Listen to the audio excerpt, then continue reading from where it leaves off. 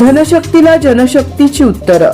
मोहोळमध्ये चरणराज चौरे यांचा ऐतिहासिक विजय, शिंदेनी थापटली पाठ.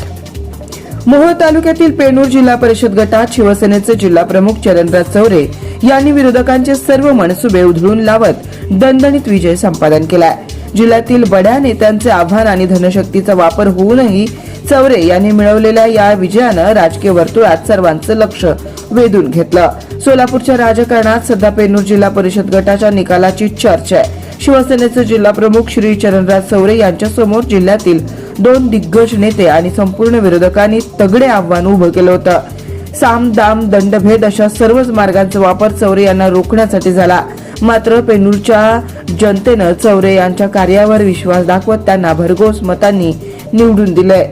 या ऐतिहासिक विजयानंतर चरणराज चौरे यांनी राज्याचे उपमुख्यमंत्री एकनाथजी शिंदे साहेब यांची भेट घेतली. यावेळी चौरे यांच्या हस्ते शिंदे साहेबांचा विशेष सत्कार करण्यात आला.